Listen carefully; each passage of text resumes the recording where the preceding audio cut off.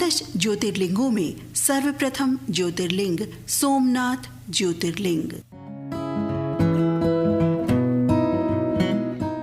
नमस्कार साथियों, आज जानेंगे कहानी श्री सोमनाथ मंदिर की। 12 ज्योतिर्लिंगों में से सर्वप्रथम है सोमनाथ ज्योतिर्लिंग। सोमनाथ मंदिर की कहानी ये क्यों प्रसिद्ध है, कौन सा अनसुलझा रहस्य है यहाँ पर, कैसे जा सकते हैं वहाँ, जाकर मंदिर दर्शन और अन्य किन स्थानों पर घूम सकते हैं आप, कब जाएं यहाँ, और अन्य बातें होंगी इस वीडियो में। तो चल रही हैं ना आप मेरे साथ इस वीडियो में सोमनाथ मंदिर की पावन यात्रा पर। तो चलते हैं। गुजरात के वेरावल में स्थित है सोमनाथ मंदिर। हमारे पुराणों के अनुसार इस धरती पर जहाँ जहाँ भगवान शिव स्वयंभू प्रकट हुए वो सभी स्थान ज्योतिर्लिंगों के रूप में जाने जाते हैं। भगवान शिव के 12 ज्योतिर्लिंगों में सर्वप्रथम ज्योतिर्लिंग का नाम है सोमनाथ ज्योतिर्लिंग, जो गुजरात के सौराष्ट्र प्रांत के काठियावाड़ क्षेत्र के अंतर्गत प्रभास क्षेत्र में स्थित है। ये तीर्थस्थल देश के प्राचीनतम तीर्थस्थलों में से एक है, जिसका उल्लेख स्कंद पुराण, श्रीमद् भागवत, गीता, शिव पुराण आदि प्राचीन ग्रंथों में मिलता है। तो वहीं ऋग्वेद में भी इसका उल्लेख है। इस मंदिर के बारे में कहा जाता है कि इसका निर्माण स्वयं चंद्रदेव ने करवाया था, जिसका उल्लेख ऋग्वेद में स्पष्ट है। मंदिर की कहानी बड़ी विचित्र है। इसका इतिहास है इसकी कहानी। सबसे पहले सोमनाथ मंदिर की उत्पत्ति के इतिहास की बात करते हैं। प्राचीन ग्रंथों के अनुसार सोम अर्थात चंद्र ने प्रजापति दक्ष की 27 कन्याओं से विवाह किया था, लेकिन चंद्र उनमें से रोहिणी नामक पत्नी को अधिक प्रेम व मान दिया करते थे। इसी अन्याय को देखते हुए दक्ष ने क्रोध में आकर चंद्र को श्राप दे दिया कि अब से हर दिन तुम्हारा तेज क्षीण होता जाएगा। श्राप का प्रभाव आरंभ होने लगा, चंद्र का तेज जाने लगा। इसी श्राप से विचलित और दुखी अवस्था में वो अन्य देवताओं के साथ ब्रह्मा जी के पास गए। ब्रह्मा जी ने कहा, भगवान शिव की स्तुति करो। 1000 वर्षों तक कड़ी आराधना तपस्या के बाद भगवान शिव प्रसन्न हुए और चंद्र के श्राप का निवारण किया।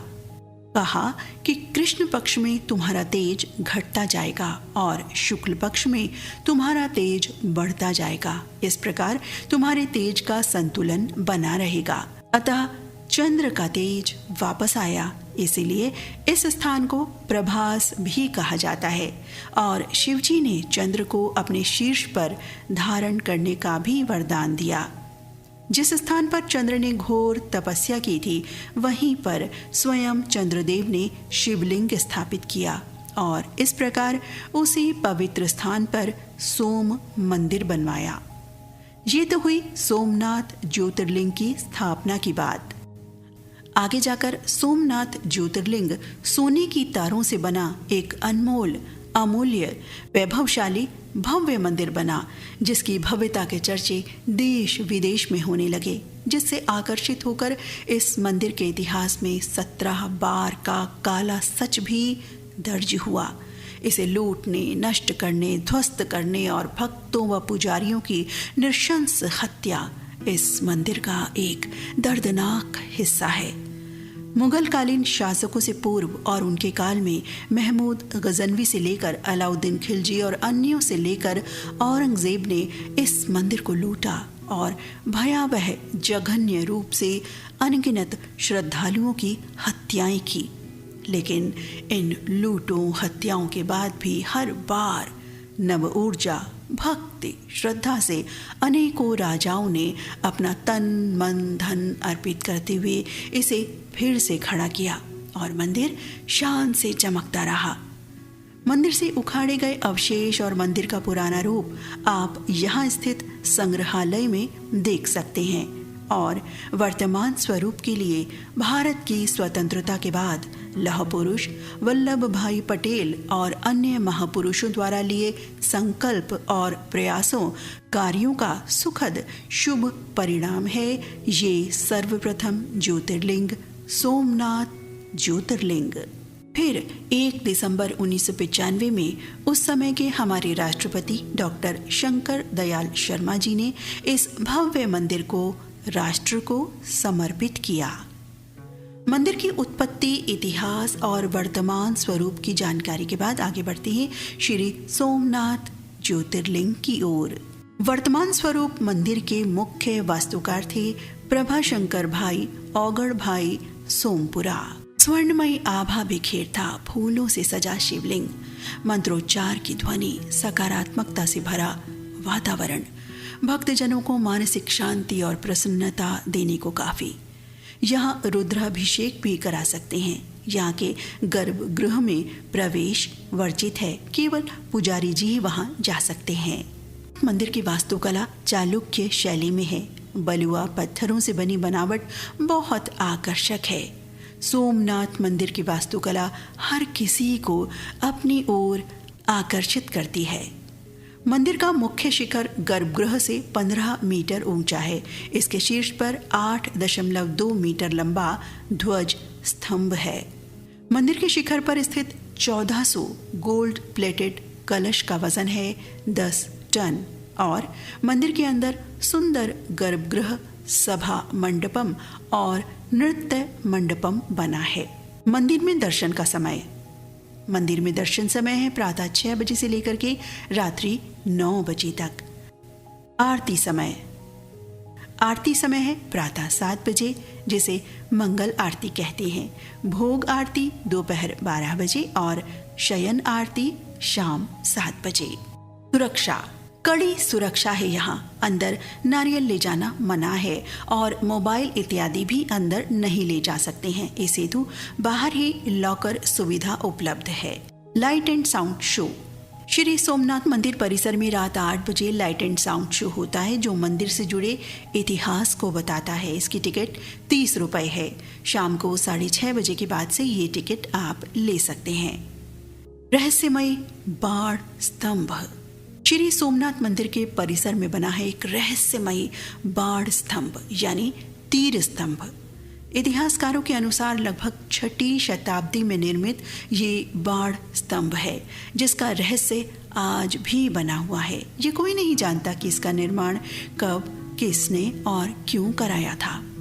जानकार बताते हैं कि बाण स्तंभ एक दिशा दर्शक स्तंभ है।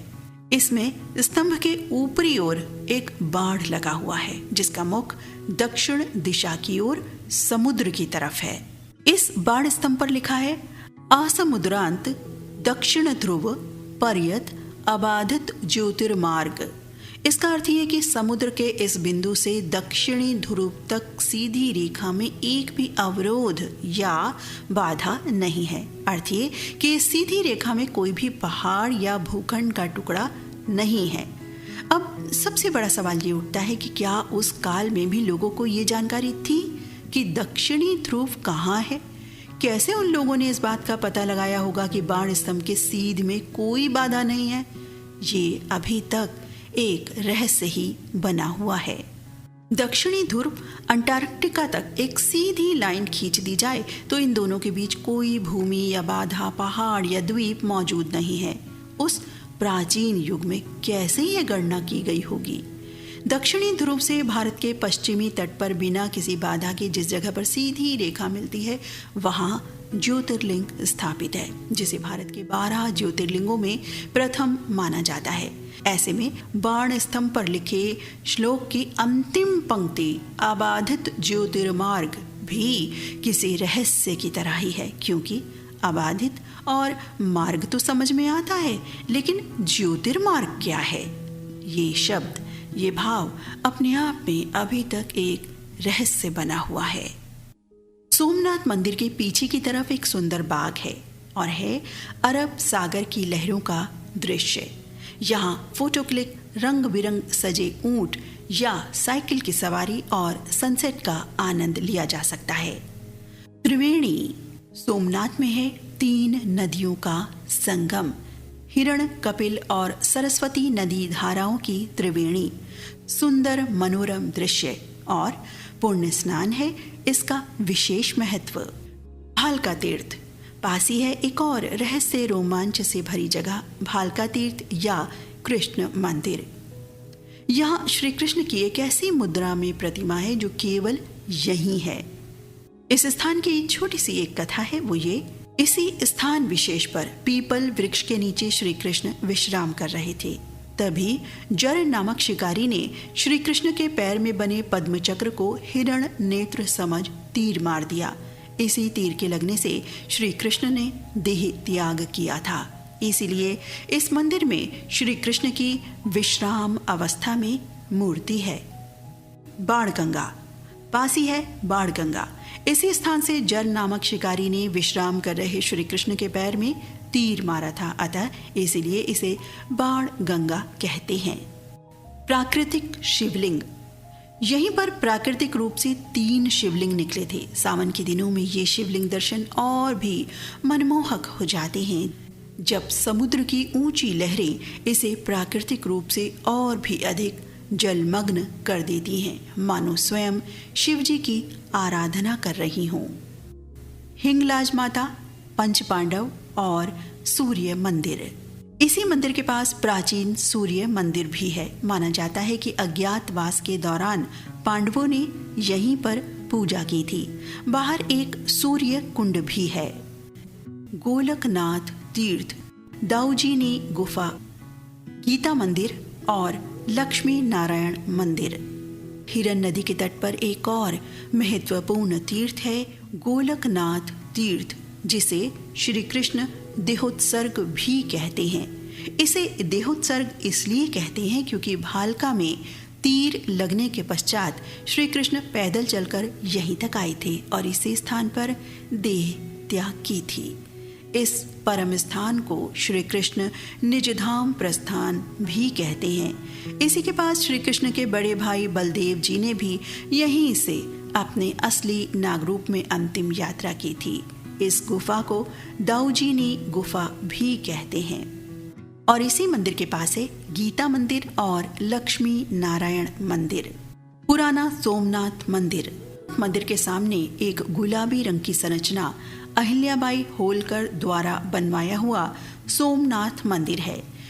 एक समय में सोमनाथ मंदिर की क्षतिग्रस्त स्थिति से विचलित दुखी होकर अहिल्या जी ने मंदिर के पुनर्निर्माण का कार्य अपने जिम्मे लिया। बनवाया सोमनाथ मंदिर, जिसे पुराना सोमनाथ मंदिर के नाम से जाना जाता है।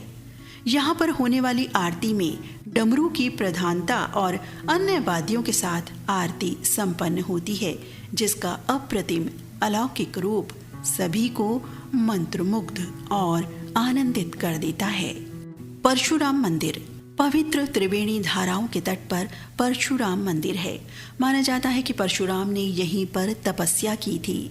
परशुराम को समर्पित दुर्लभ मंदिरों में से एक ये मंदिर एक सुरम्य दृश्य प्रदान करता है। प्राची तीर्थ। पिता पूर्वजों के श्राद्ध कर्म हेतु यहाँ प्राची तीर्थ है। पौराणिक कथा अनुसार भगवान श्री कृष्ण जो यदुवंश वंशज थे, उन्होंने अपने पूर्वजों का अनुष्ठान इसी स्थान पर किया था। सोमनाथ मंदिर को मुक्तिधाम के रूप में भी देखा जाता है और चैत्र, भाद्रपद और कार्तिक के महीनों में बड़ी संख्या में लोग यहाँ श्राद्ध और पिंडदान करने आते हैं। प्रतिमाएं। सोमनाथ मंदिर के ठीक सामने एक भालाधारी घुड़सवार की प्रतिमा है। ये हमीरजी गोहिल की प्रतिमा है, जो सोमनाथ मंदिर रक्षा हेतु शहीद हुए थे। यूं तो 17 बार मंदिर पर आक्रमण हुआ, नृशंस हत्याएं हुई, अनगिनत शहीद हुए, लेकिन जब इनकी प्रतिमा है तो कोई इतिहास विशेष अवश्य रहा होगा। इनकी कहानी फिर किसी दिन अवश्य बताएंगे। और परिसर में प्रतिमा है लौह पुरुष वल्लभ भाई पटेल की, जिनके शुभ कर्मठ संकल्पों का सुफल है ये वर्तमान मंदिर। भारत में यदि किसी मंदिर का बार बार पुनर्निर्माण किया गया है तो उनमें सोमनाथ मंदिर का नाम सबसे पहले आता है। कैसे पहुंचे? सोमनाथ मंदिर पहुंचने हेतु निकटतम रेलवे स्टेशन है वेरावल जंक्शन। 7 किलोमीटर की दूरी, लगभग 20 मिनट का ड्राइव टाइम सोमनाथ मंदिर के लिए। निकटतम एयरपोर्ट है दीव एयरपोर्ट। 80 से 85 किलोमीटर की दूरी, लगभग 1.5 से 2 घंटे का ड्राइव टाइम सोमनाथ मंदिर के लिए। बस या टैक्सी कैसे भी जा सकते हैं। बस के लिए ऑनलाइन टिकट बुक करवा लें तो अच्छा। कब जाएं? श्री सोमनाथ मंदिर में यूं तो कभी भी जा सकते हैं, लेकिन मौसम के हिसाब से यहाँ जाने हेतु उपयुक्त समय है नवंबर से मार्च तक का समय। खान पान और कहाँ रुकें? सोमनाथ ट्रस्ट की ओर से संचालित भोजनालय में निःशुल्क भोजन, प्रसाद, लंच व डिनर थाली मिलती है। ट्रस्ट की ओर से अतिथि गृह भी है, जिसकी बुकिंग आप पहले ही ऑनलाइन करवा के चलें। तो साथियों, आज हमने 12 ज्योतिर्लिंग में से सर्वप्रथम ज्योतिर्लिंग सोमनाथ मंदिर के बारे में जाना। अगले कार्यक्रम में मिलेंगे दूसरे ज्योतिर्लिंग की कहानी और जानकारी के साथ। सोमनाथ मंदिर की ये यात्रा आपको कैसी लगी? YouTube कमेंट बॉक्स में अवश्य बताइएगा। नमस्कार, धन्यवाद।